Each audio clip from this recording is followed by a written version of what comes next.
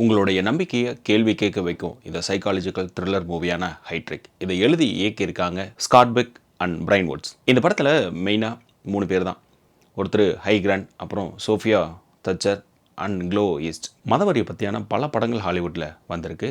குறிப்பாக இந்த படம் இந்த மத கட்டுப்பாடுகளை பற்றி தன்னுடைய பாயிண்ட் ஆஃப் வியூவில் சொல்லியிருக்காரு டைரக்டர்கள் 2 பேரும். இந்த படத்தினுடைய கதை, ஊருக்குள்ளே இருக்கிற சர்ச்சில் இருந்து இந்த குடியிருப்பு பகுதிக்கு வராங்க. அங்கே மிஸ்டர் ரீட்டை சந்திக்கிறாங்க.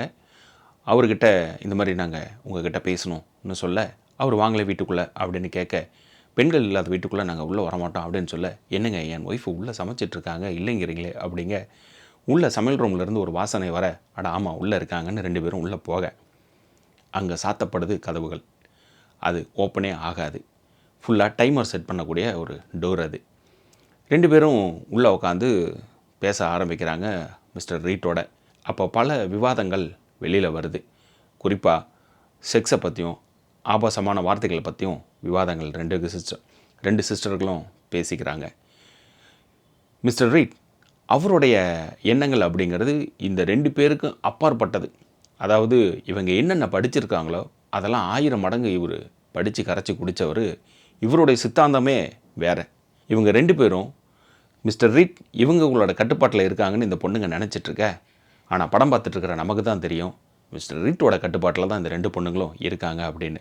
நேரம் போக போக இவங்களுக்கு கிளாஸ்ட்ரோபோபிக் பதட்டத்தை ஏற்படுத்துது. அதாவது கதவுகள் துறக்கப்படலை, இனி எப்படி இங்கேருந்து தப்பிக்க போகிறோம் அப்படிங்கிறது. முதல் பகுதி ஃபுல்லாக உட்காந்து கான்வர்சேஷன்லேயே போயிட்டே இருக்கும்.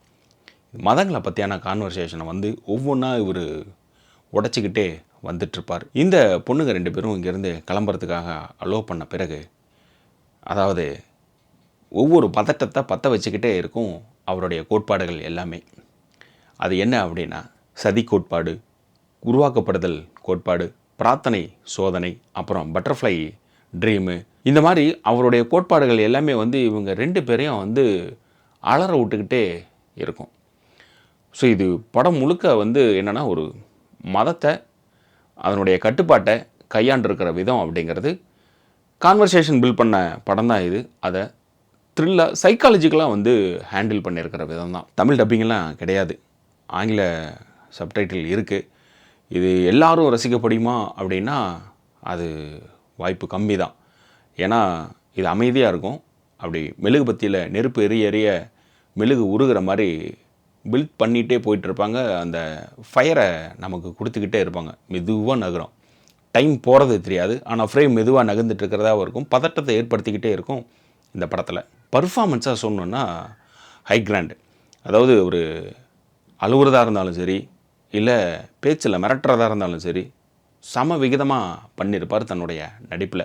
அதே போல் இந்த 2 சிஸ்டர்களும் அவரை கம்பேர் பண்ண முடியலனாலும் இவங்களுடைய ஸ்கோப் அப்படிங்கிறது பதட்டத்தை பற்ற வைக்கிற மாதிரியான உடல் மொழிகள் இருக்கும் இந்த படத்தில். ஃபைனலி இந்த படம் சொல்ல வருது, மதங்கிறது ஒரு உண்மையான கட்டுப்பாடு. இந்த ரிவ்யூ பிடிச்சிருக்கிற பட்சத்தில் இதை பற்றியான கருத்துக்களை கமெண்டில் தெரிவிங்க. அதே போல் நம்ம சேனலில் மற்ற படங்கள் இருக்குது, பாருங்கள், சப்ஸ்கிரைப் பண்ணிவிட்டு மற்றவங்களுக்கும் பகிருங்க.